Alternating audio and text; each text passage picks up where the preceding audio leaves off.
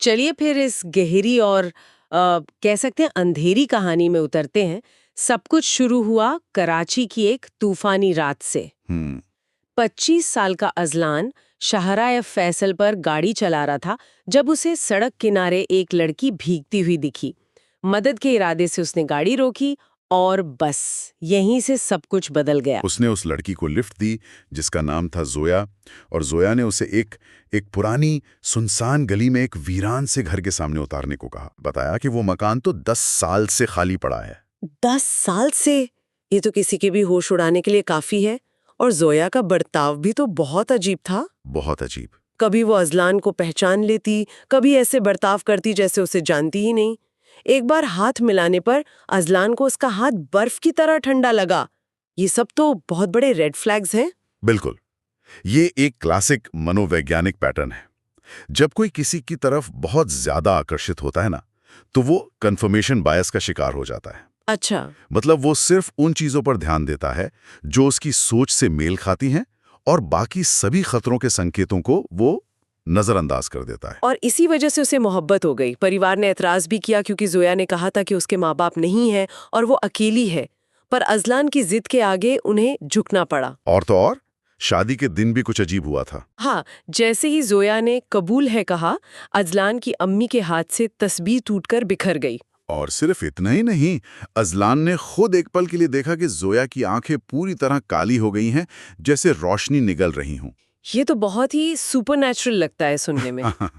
हाँ, ये अलौकिक संकेत तो थे ही, लेकिन शादी के बाद जोया की असल रणनीति सामने आई, जो थी अजलान को उसके परिवार से पूरी तरह अलग कर देना। और शादी के बाद असली खौफ शुरू हुआ। एक रात आयशा ने जोया को रात के 3 बजे किचन में फ्रिज से कच्चा गोश्त निकालकर खाते हुए देखा। सोचकर ही अजीब लगता है। बहुत। फिर एक दिन बर्तनों का रैक अचानक अजलान की अम्मी पर गिर गया और वो बुरी तरह जल गईं, जबकि जोया बस चुपचाप खड़ी देखती रही। और यहाँ सबसे दिलचस्प और सच कहूं तो डरावनी बात अजलान का रिएक्शन है। हाँ, उसने अपनी माँ और बहन की बातों को फिल्मी ड्रामा कहकर टाल दिया। बिल्कुल, यहीं पे जोया गैस लाइटिंग और आइसोलेशन जैसी तकनीकों का इस्तेमाल कर रही है। वो अजलान को ये यकीन दिला रही है कि प्रॉब्लम जोया नहीं बल्कि उसका परिवार है। और धीरे धीरे वो अपने ही परिवार की बातों पर शक करने लगता है। हाँ, और ये रणनीति काम कर गई। कहानी का अंत तब होता है जब अजलान की अम्मी और आयशा किसी बाबा को बुलाने का फैसला करते हैं। जोया ये सुन लेती है और उन्हें सीधे तौर पर धमकाती है। वो कहती है, मैं तुम दोनों को बर्दाश्त कर रही हूँ, लेकिन तुम मुझे मजबूर कर रही हो। और उस वक्त उसकी आंखों में बस खाली स्याहपन था। और उसके तुरंत बाद वो अजलान के सामने जाकर रोने लगती है, खुद को एक बेचारी पीड़ित की तरह पेश करती है। ये उसका आखिरी दांव था। उसने अजलान को एक ऐसी स्थिति में डाल दिया जहां उसे दोनों में से किसी एक को चुनना था। और क्योंकि जोया उसे भावनात्मक रूप से अपने परिवार से पहले ही दूर कर चुकी थी, अजलान ने जोया को चुना। उसने अपनी माँ और बहन पर चिल्लाया और जोया को लेकर हमेशा के लिए वो घर छोड़कर चला गया। कहानी का आखिरी मंजर है जोया का आईने में अपने अक्स को देखकर एक खतरनाक मुस्कुराहट देना, जैसे उसने जंग जीत लियो। हम्म। तो एक मदद से शुरू हुई कहानी एक परिवार के टूटने पर खत्म हुई।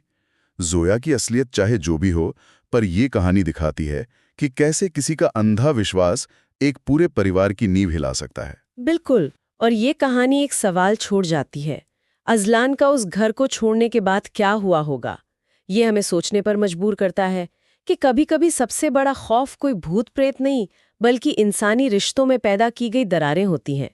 सच में जो हम देखते हैं, हकीकत उससे कहीं ज्यादा गहरी और डरावनी हो सकती है।